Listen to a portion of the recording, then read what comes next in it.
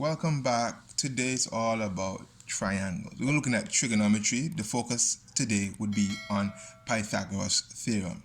Now, trigonometry is the study of right triangles or right angle triangles. Triangles in general. Alright, so if I ask how many types of triangles are there, you'll probably say 3, right? But nah, there's actually 4 types of triangles. We have our isosceles that has 2 sides, 2 angles.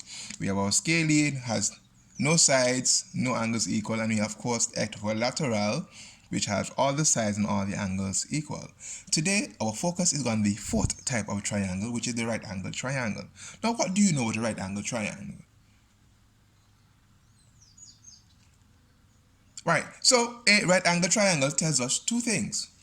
First, that it has an angle right here, and that angle is measured 90 degrees. Alright, and then this right angle is always opposite to the longest side, which is called the hypotenuse, hype for short. Alright, so we just learned that a right angle triangle has an angle that is 90 degrees, and that 90 degrees is opposite to the longest side, which is called the hype, or that is short for the hypotenuse. Now you should also know that the sum of the angles inside a triangle add up to 180 degrees. Now if you look over here, you see I have a triangle with some weird looking things around it, and you might be thinking, what are they for? Alright, so this has to do with the Pythagoras Theorem. Now Pythagoras Theorem states that the sum, let me write it down, that the sum of the sides squared is equals to the longest side, which is the hypotenuse. The sum of the sides squared is equals to the square of the hypotenuse. Now what am I referring to? Alright, so if I have a triangle here and the sides are extended uniformly in each direction, we realize that we see that 3 squares are being formed. So surprisingly enough, even though we deal with triangles, the whole Pythagoras theorem boils down to finding the area of a square. Now, the area of a square we know is length times width, or we just say length squared or side squared. Alright? So what this is saying is that if I find the area of this, length times width, and I find the area of this, length times width, when I add them together, I'm going to get the area of the longest side, which is the hypotenuse. Which boils down now to say that if I want to find the length of the longest side, which is the hypotenuse, is going to be equals to the square root of the sum of the other 2 areas.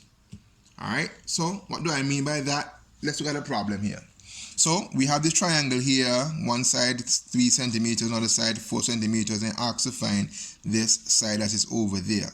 Now, how do I know what relation is this side that we're looking for with respect to the triangle?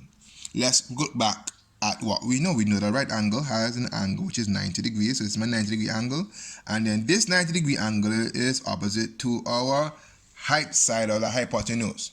So if you're asked to find the length, because Pythagoras theorem deals with the missing lengths of a right angle triangle. If you're asked to find this length, we will set up the formula a squared plus b squared is equals to c squared, where c here would be the longest side. So I'm going to say that 3 squared plus 4 squared is equals to c squared. Because when we extend it up here, we got a square.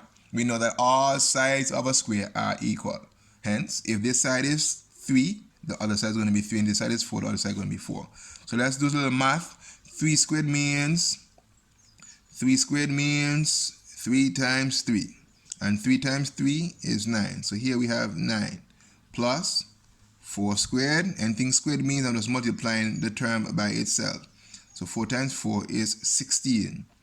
So 16 is equal to c squared. Let's do a little math. Let's do some addition. So 16 plus 9 is 25. This equals to c squared. Now, if I ask if this was have been the end of the question, you said yes, that would be dead wrong. 25 represents the area of the large square. But we're not asking for the area, asking for the the length of the side, because it's one side. If you notice, we have 3, we have 4. To say that this side is 25 is preposterous.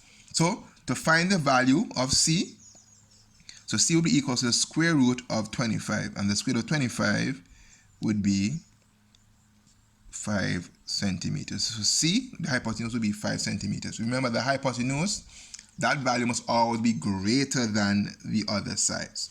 All right, let's look at another one.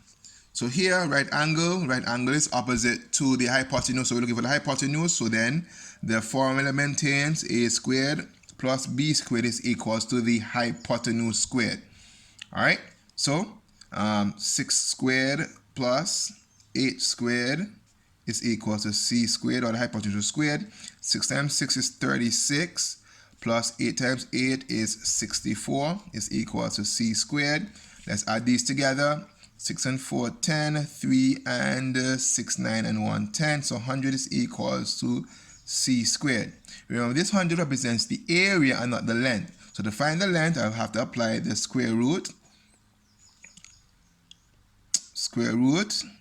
So the square root of 100 would be 10 centimeters. So C is equal to 10 centimeters. All right, so look at this other one here now. So we have now, this is the right angle. Now we are given the hypotenuse. We have a side that's 8 centimeters, another side that is, they're looking for that is x. So if we know that a squared plus b squared is equals to c squared, and we're given the value of c, then what should I do? Just rewrite. We're going to transpose. So if, look at it, if we had, let's say that 8 was a, plus b squared is equals to 10 squared, then b squared would be equals to 10 squared minus, and this is positive, when it crosses over it becomes negative. All right, and please do not tell me that 10 squared minus 8 squared is 2 squared. No. So we need to find what is 10 squared. We know 10 squared is 100.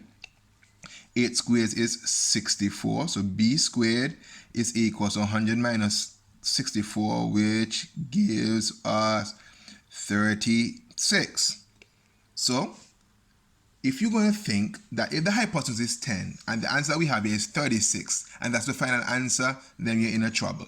Because remember, the hypotenuse must be the largest value. That means there's something else is missing, because we're talking about the area. So if the area is 36, then b is going to be equals to the square root of 36, which gives me 6 centimeters.